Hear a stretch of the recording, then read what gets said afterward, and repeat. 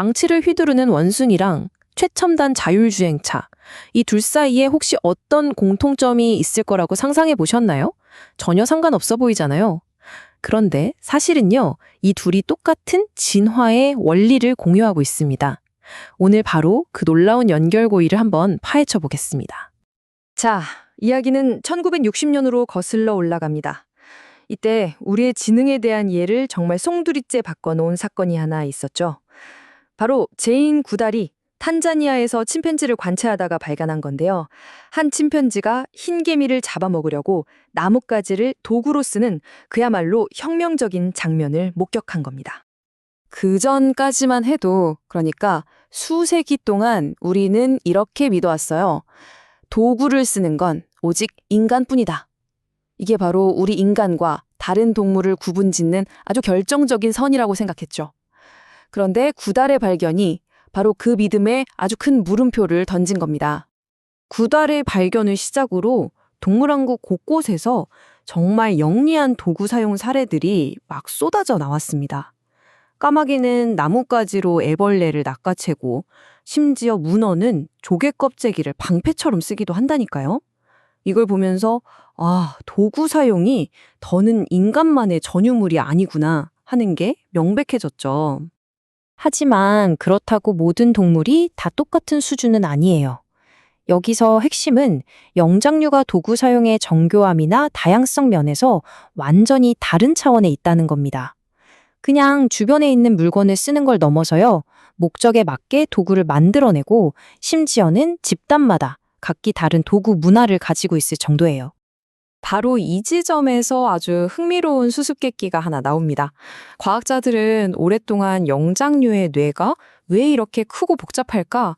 아마 복잡한 사회생활, 그러니까 무리 내에서의 정치를 잘 하려고 진화했을 거라고 생각했거든요. 그러면 이 뛰어난 기술적인 능력은 대체 어디서 온 걸까요? 사회적 지능이랑 기술적 지능, 이 둘 사이에 뭔가 숨겨진 연결고리가 있는 게 아닐까요? 그 해답의 실마리는요, 이탈리아 파르마의 한 연구실에서 있었던 아주 운 좋은 사고에서부터 풀리기 시작합니다. 원숭이의 운동 능력을 연구하던 팀이 마침 점심을 먹고 있었죠. 한 연구원이 샌드위치를 딱 집어드는 바로 그 순간, 정말 믿기 힘든 일이 일어났습니다. 아니, 가만히 앉아서 그걸 지켜보던 원숭이의 뇌에서 마치 자기가 직접 샌드위치를 잡는 것처럼 운동을 담당하는 영역이 격렬하게 반응을 한 거예요. 연구팀은 이 뉴런에 거울 뉴런이라는 이름을 붙였습니다. 다른 사람의 행동을 보기만 해도 내 뇌 속에서 그 행동을 그대로 시뮬레이션하는 세포들이라는 거죠. 이 시스템은 그냥 멍하니 볼 때보다 무언가를 적극적으로 배우려고 할 때 훨씬 더 강력하게 작동합니다. 예를 들어서 우리가 전혀 모르는 기타 코드를 배우려고 할 때 뇌의 이 모방 시스템이 최고조로 활성화되는 걸 볼 수 있어요. 그러니까 학습이라는 의도가 더해질 때 거울 뉴런이 최대 속도로 돌아가기 시작하는 겁니다. 그리고 바로 이 지점이 영장류가 가진 그 막강한 이점을 설명하는 핵심 개념으로 이어집니다. 무슨 뜻이냐면요. 한 사람의 번뜩이는 독창성보다 그 아이디어를 다른 사람에게 얼마나 잘 전달할 수 있느냐, 즉 전수 가능성이 집단의 발전에 훨씬 더 중요하다는 거죠. 한번 생각해 보세요. 우리가 매일 쓰는 타이핑이나 운전 같은 복잡한 기술들, 이걸 우리가 직접 발명했나요? 아니죠. 전부 다 다른 사람한테서 배운 거잖아요. 하나의 똑똑한 아이디어는 이게 효과적으로만 전수될 수 있다면 한 세대를 넘어서 집단 전체의 자산이 될 수 있는 겁니다. 이런 기술 전수는 영장류 집단에서 아주 명확하게 나타나요. 복잡한 기술들이 본능이 아니라 학습을 통해서 다음 세대로 이어지는 거죠. 어미를 관찰하는 시간이 길면 길수록 기술을 더 빨리 배우고요. 결정적인 시기를 놓치면 평생 그 기술을 못 배우기도 합니다. 그런데 관찰 학습이라고 해서 다 똑같은 게 아니라는 겁니다. 이미 알고 있는 행동 중에서 하나를 골라서 따라하는 거랑 생전 처음 보는 완전히 새로운 기술을 배우는 거 사이에는요, 정말 엄청난 차이가 있습니다. 앞에 거는 쥐나 물고기도 할 수 있지만 뒤에 거, 이 새로운 기술을 배우는 것, 이게 바로 영장류의 진짜 특기인 거죠. 그렇다면 영장류가 이렇게 새로운 기술을 배울 수 있게 해주는 특별한 소프트웨어는 대체 뭘까요? 바로 마음 이론이라고 불리는 능력입니다. 이게 뭐냐면 다른 존재의 마음, 그러니까 그들의 의도나 생각을 추론하는 능력이에요. 다른 사람의 마음을 읽는 이 능력은 복잡한 기술을 배울 때 세 가지 엄청난 이점을 줍니다. 첫째, 전문가가 초보자를 위해서 일부러 속도를 늦춰주는 것처럼 적극적인 가르침이 가능해지고요. 둘째, 최종 목표를 아니까 당장 보상이 없어도 꾸준히 연습할 동기가 생기죠. 그리고 셋째, 전문가의 행동을 보면서 어떤 게 핵심이고 어떤 게 실수인지를 구분해낼 수 있게 해줘요. 여기서 정말 놀라운 건요, 이 능력 덕분에 침팬지가 전문가를 그냥 따라하는 게 아니라는 거예요. 전문가의 궁극적인 의도를 파악해서 심지어는 더 효율적인 방법을 찾아내기도 합니다.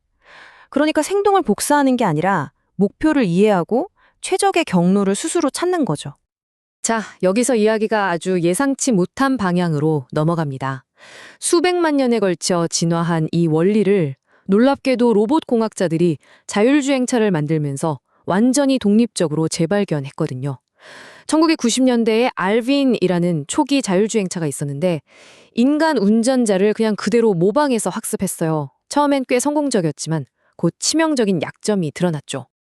엘빈의 문제는 작은 실수 하나가 회복 불가능한 대형 사고로 이어진다는 거였어요.